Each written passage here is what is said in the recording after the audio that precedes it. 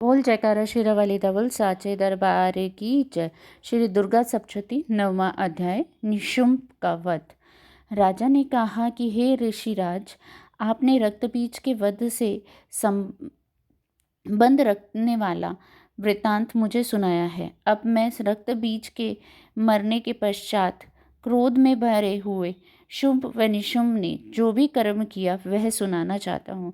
महर्षि मेघा ने कहा कि रक्त बीज के मारे जाने पर शुंभ और निशुंभ को बड़ा क्रोध आया और अपनी बहुत बड़ी सेना को इस प्रकार सर्वनाश होते देखकर निशुंभ देवी पर आक्रमण करने के लिए दौड़ा। उसके साथ बहुत से बड़े बड़े असुर देवी को मारने के लिए दौड़े और महापराक्रमी शुंभ अपनी सेना सहित चंडिका को मारने के लिए बढ़ा। फिर शुंभ और निशुंभ का देवी के साथ घोर युद्ध हुआ और वह दोनों असुर इस प्रकार देवी पर बाण चला फेंकने लगे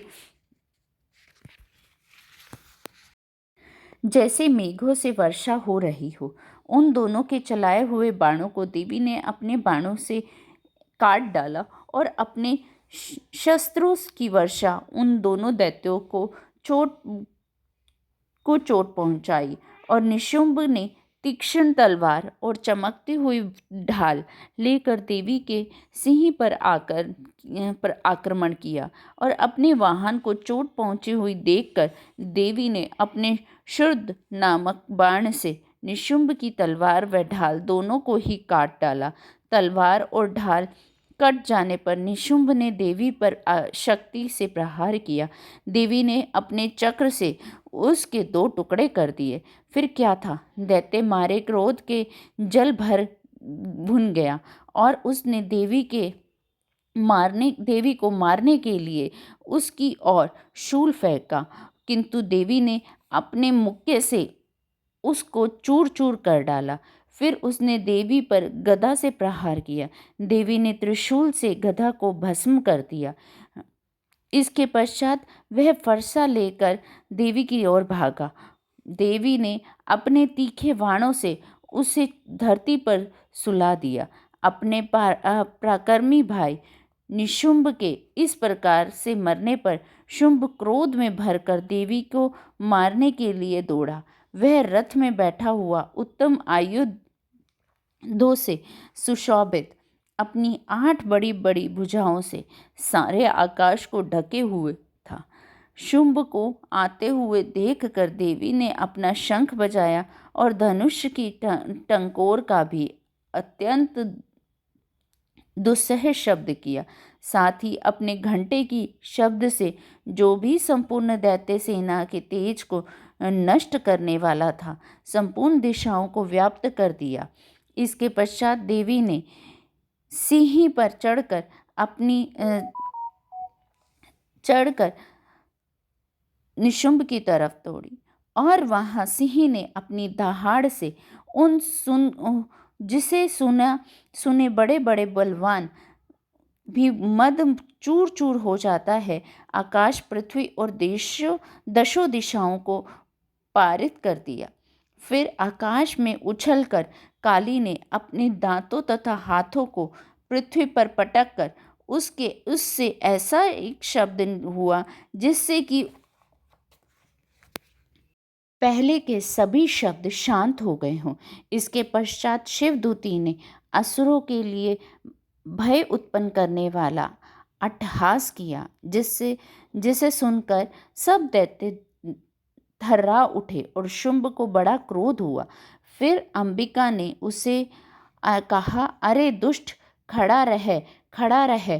कहा तो आकाश से सभी देवता जय हो बोल उठे। शुंभ को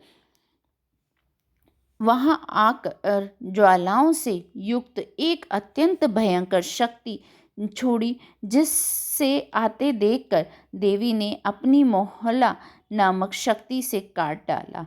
ये हे राजन, फिर शुंभ ने सिंहनाद से तीनों लोक व्याप्त हो गए और उसकी प्रतिध्वनि से ऐसा घोर शब्द हुआ जिसने इससे पहले के सब शब्दों को जीत लिया।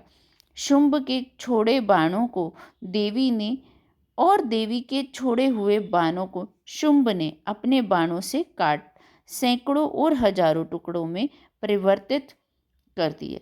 इसके पश्चात जब चंडिका ने क्रोध में भरकर शुंभ को त्रिशूल से मारा तो वह मूर्छित होकर पृथ्वी पर गिर पड़ा।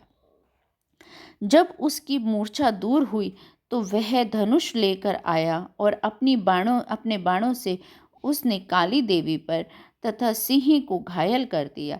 फिर उस राक्षस ने 10,000 भुजाएं धारण करके चक्रादि आयुधों से देवी को आच्छादित कर दिया। तब भगवती दुर्गा ने कुपित होकर अपने बाणों से उन चक्रों तथा बाणों को काट डाला।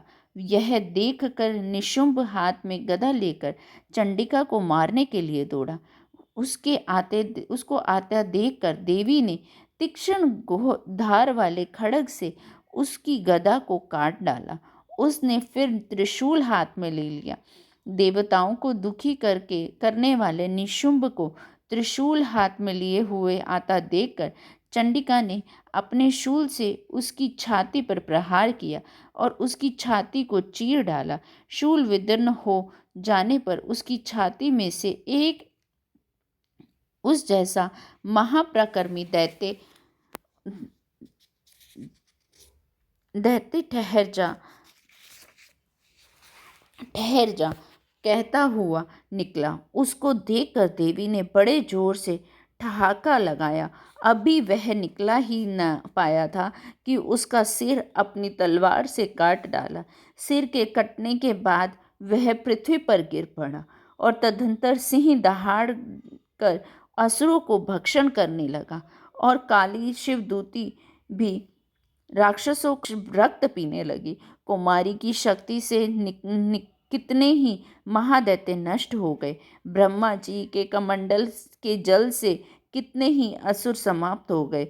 कई दैत्य महेश्वरी के त्रिशूल से विदीर्ण होकर पृथ्वी पर गिर पड़े और कई बार वाराही के प्रहारों से छिन्न भिन्न होकर धराशायी हो गए।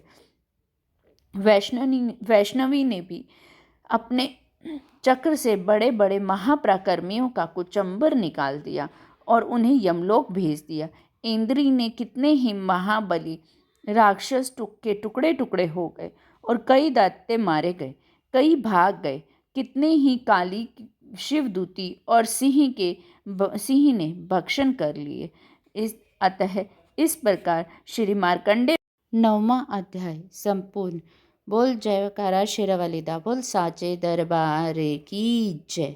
अगर आपको मेरा चैनल पसंद आया हो तो please like share and subscribe. धन्यवाद।